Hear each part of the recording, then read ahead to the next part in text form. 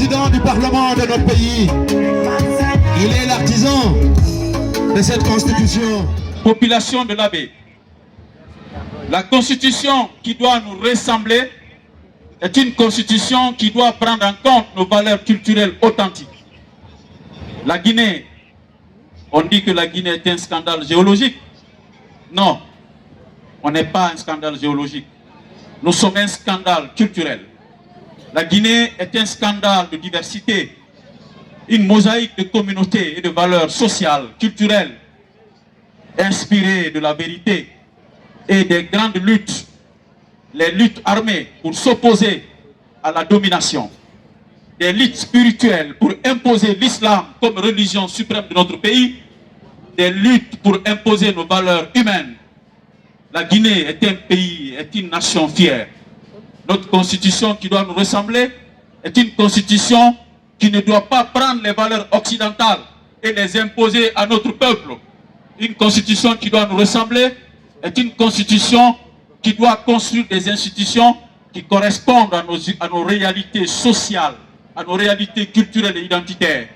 Une constitution qui nous ressemble est une constitution qui doit barrer la route de l'ethnocentrisme et favoriser le dialogue et la communion d'intérêts entre les filles et les fils de la Guinée. Une constitution qui nous ressemble est une constitution qui ne permet pas le mariage entre deux personnes de même sexe.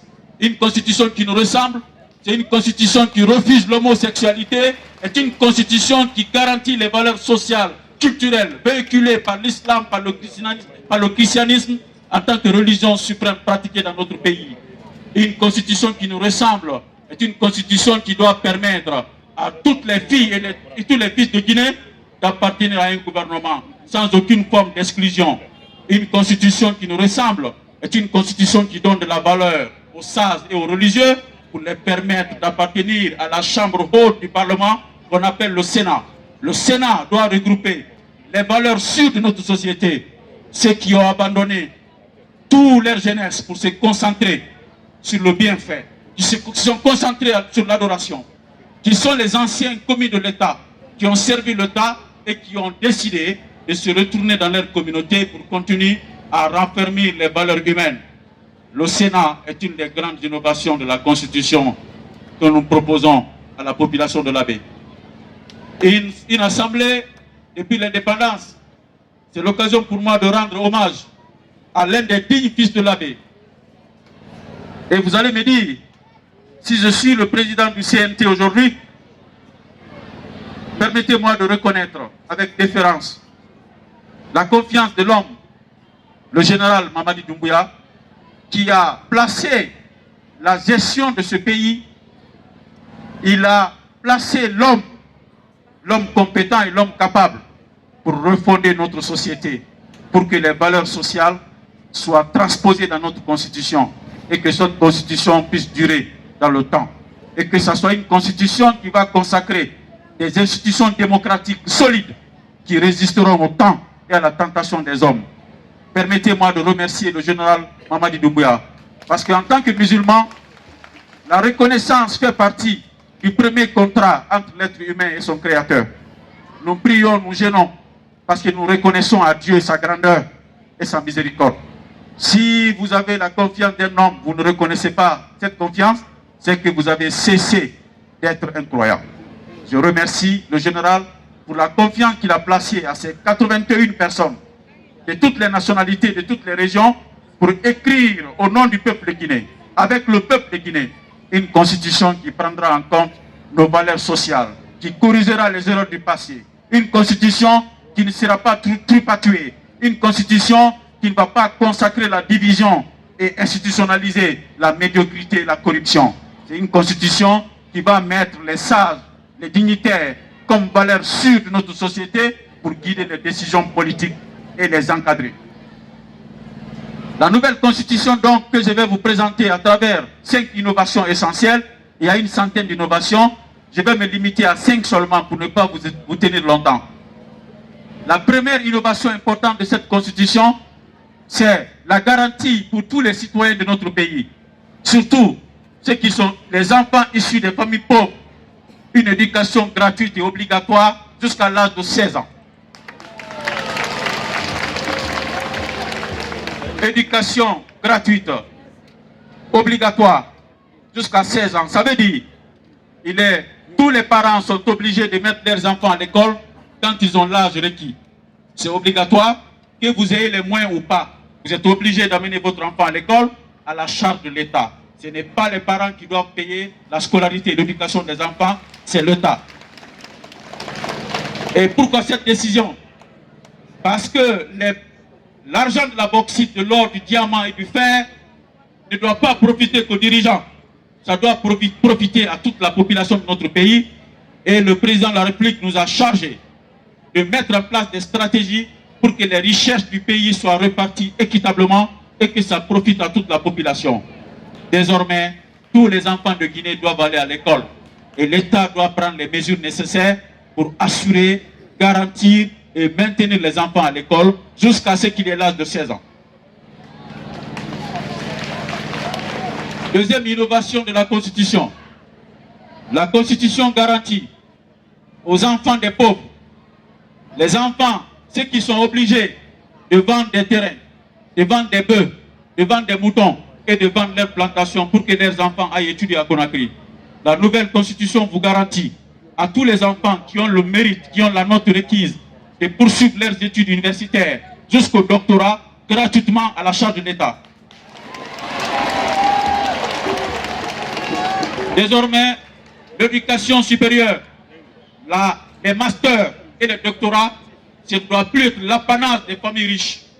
Ça ne doit plus être l'apanage des enfants des cadres.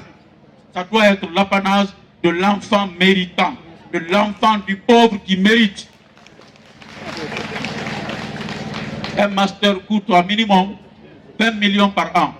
Le doctorat, ça coûte au minimum 100 millions pour le cycle de doctorat. Quelle famille pauvre peut payer 20 millions ou 100 millions pour éduquer ses enfants? Il sera obligé de vendre les terres. Les terres de toute une famille de 20 enfants seront vendues pour permettre à un seul de faire son doctorat. Ça, c'est de l'injustice sociale. La nouvelle constitution met fin à l'injustice sociale et garantit désormais pour les meilleurs enfants, quelle que soit leur famille, qu'ils soient riches ou pauvres, de poursuivre leurs études jusqu'au niveau du doctorat. Troisième innovation de la nouvelle constitution, toujours pour garantir la répartition des richesses nationales. Nous avons imaginé avec vous et au nom du peuple une institution. La première institution de l'histoire politique de la Guinée depuis l'indépendance qui s'appelle la Commission nationale pour le développement. Cette commission veillera désormais à ce que le développement soit réparti entre les régions de la Guinée de manière équitable, sans discrimination. On n'a plus à s'inquiéter que le premier ministre soit de l'AB pour que l'AB soit développé, le président soit de l'AB pour que l'AB soit développé. La Commission nationale de développement doit veiller à ce que l'argent de l'État soit dépensé pour développer toutes les régions, toutes les préfectures de manière équitable, sans aucune forme de discrimination politique. Vous n'êtes pas content, n'est-ce pas?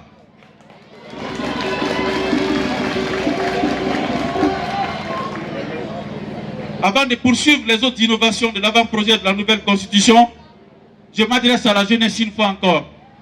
On dit que la jeunesse, c'est un esprit sain dans un corps sain, n'est-ce pas? Est-ce que la jeunesse est là? Je vais dire le nom de 3 personnalités, de 4 personnalités. La jeunesse va manifester sa joie en applaudissant de manière forte quand je dirai le nom d'une personnalité. Les sages, excusez-moi, nous allons animer un peu la foule. Il y a la jeunesse, elle constitue à peu près 75% de la population. La jeunesse, vous êtes là? Je commence par le premier nom. Et l'âge honorable Saïfoulaye Diallo. Je n'ai pas entendu. Honorable Saïfoulaye Diallo. Applaudissez pour vous-même.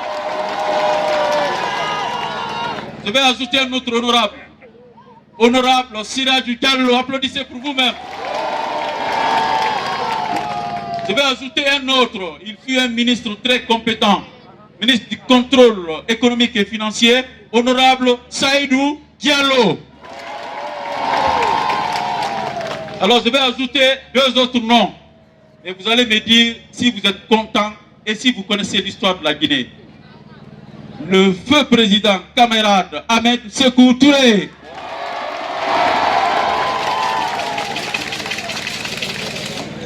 le général Mamadi Doumbouya. Bravo la population de l'Abbé. Applaudissez la jeunesse. Alors, cette innovation s'adresse à la jeunesse. Esprit sain dans un corps. Alors, esprit sain, l'éducation gratuite et obligatoire. Esprit sain, capacité et possibilité de poursuivre vos études jusqu'au doctorat, quels que soient les moyens de votre famille. Esprit sain. Le corps sain, la nouvelle constitution institue la formation militaire obligatoire pour tous les jeunes de Guinée avant de rentrer à l'université. Formation militaire obligatoire pour tous les enfants de Guinée avant de rentrer à l'université. Applaudissez pour vous-même. Alors, désormais, la population guinéenne, à travers sa jeunesse, elle sera entraînée, formée, éduquée pour défendre l'intégrité du pays chaque fois que cette intégrité est menacée. Applaudissez pour vous-même. Formation civile et militaire obligatoire pour tous les jeunes de Guinée avant d'accéder à l'université. Vous passez au camp pour vous entraîner, pour vous former, pour avoir l'esprit patriotique. Applaudissez pour vous-même. Alors, j'ai un médecin qui est à côté de moi, Dr Alpha Blay Diallo. Il y a ce qu'on appelle esprit sain dans un corps. Ça veut dire que vous êtes en bonne santé. Alors, l'OMS a défini la santé, que ce n'est pas l'absence de maladie ou d'infirmité. C'est un état d'équilibre mental, physique et social. C'est ça la santé. La santé, ce n'est pas seulement l'affaire des docteurs. La santé n'est pas seulement affaire d'infirmiers. C'est un état d'équilibre mental. Quand l'esprit, le corps et le social sont en harmonie, on dit que la personne est en bonne santé. Alors, la nouvelle constitution introduit une innovation depuis l'indépendance de la Guinée. C'est la première fois dans une constitution apparaît la couverture maladie universelle pour toute la population guinéenne. Applaudissez pour vous-même.